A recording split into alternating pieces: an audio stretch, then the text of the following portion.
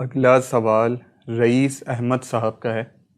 کیا والدین بچوں کا موبائل چیک کر سکتے ہیں بغیر اجازت؟ اس میں جو شرعی حق ہے باپ کا، اس کے مطابق وہ اس پر نگرانی رکھنے کے لیے بالکل کر سکتا ہے۔ بچے اس کو یہ نہ سمجھیں کہ ہمارا باپ یا بھائی یا بڑا یا ماں ہم پر اعتماد نہیں کر رہا۔ بد اعتمادی یعنی یہ نہیں کہ جی ہم پہ بھروسہ نہیں ہے ان کو، وہ صرف یہ کہ آپ کسی غلط عادت میں تو نہیں پڑے ہوئے، آپ کی کوئی چیز۔ حالانکہ بچوں کو میں سمجھتا ہوں موبائل دینا ہی نہیں چاہیے جب تک آپ ان پہ شرط رکھ دیں کہ جی جب تمہاری تعلیم ہو جائے گی جو جیسا کہو گے دلوا دیں گے۔ اب وہ یہ ہے کہ جی سارے کام جی اس پہ ہم انٹرنیٹ دیکھنا ہوتا ہے، یہ بچوں کے پاس بہانے، چیٹنگ میں فیس بک پہ وقت ضائع ہوتا ہے۔ تو باپ اگر بچے کا دیکھ رہا ہے، نابالغ بچے کا، تو دیکھ سکتا ہے، لیکن اس کا مطلب بد اعتمادی نہیں ہے، اس کا مطلب نگرانی ہے۔ لیکن حالات ایسے ہو گئے ہیں کہ بہت سی پرائیویسی کے آپشنز ہیں، وہ اس میں چیزیں رکھ لیتے ہیں۔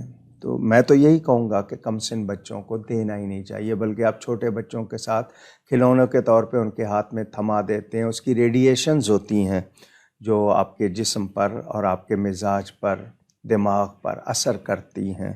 یہ ایک بیماری بھی ہے، اس کے اگر کچھ فائدے ہیں تو نقصان بھی بہت ہیں، اور خاص طور پر دلہنوں کے معاملے میں بہت زیادہ اس کی شکایات ہیں کہ جی دلہن جو ہے اپنے میکے میں ایک ایک منٹ کی رپورٹ دے رہی ہے یا پوری رپورٹ دے رہی ہے۔ کیوں دے رہی ہے؟ جس گھر میں آئی ہے اس کی رپورٹ دینے کا مطلب کیا ہے؟ طلاقوں تک باتیں گئی ہیں۔ تو اس موبائل فون کا ناجائز استعمال جہاں بھی ہوگا، غلط ہوگا، وہ نقصان ہی دے گا۔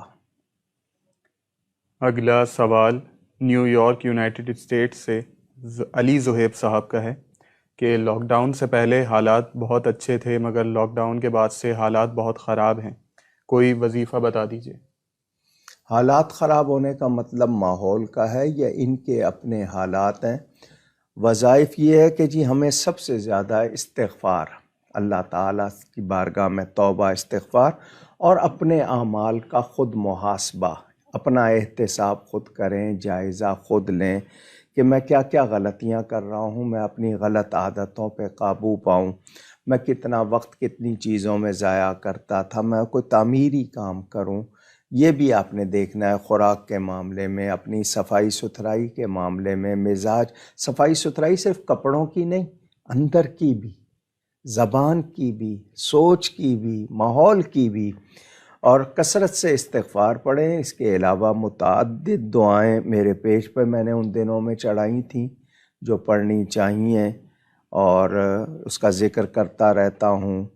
ہم استغفار بھی کریں، جو مسنون دعائیں ہیں جو اس موقع پہ خاص طور پہ کی جاتی ہیں وہ کریں، اور قرآن کریم کی تلاوت، درود شریف جتنا ہو سکے، اور کثرت سے تیسرا کلمہ بھی پڑھتے رہیں۔ اگلا سوال محمد عمران صاحب کا ہے، وہ کہتے ہیں کیا مرغے کی بانگ کو اذان کہہ سکتے ہیں؟ جی جو اذان کے کلمات ہیں جو مؤذن دیتا ہے وہ مراد نہیں ہے، وہ اپنی آواز میں، کیونکہ جب وہ مرغ بولتا ہے تو حدیث شریف کے مطابق وہ فرشتوں کو دیکھتا ہے، تو اس کی اس آواز سے برا نہیں منانا چاہیے۔ تو وہ آواز لگاتا ہے، آپ اس وقت تسبیح پڑھ لیں، سبحان اللہ کہہ لیں، تسبیح کا کوئی بھی کلمہ آپ کو یاد ہو وہ پڑھ لیں۔ تو بانگ سے مراد وہ اذان کے کلمات نہیں ہیں، تو اس لیے اس کو وہ اذان اس طرح نہیں کہیں گے، ویسے آپ عرف میں اگر کہتے ہیں تو وہ کہہ سکتے ہیں۔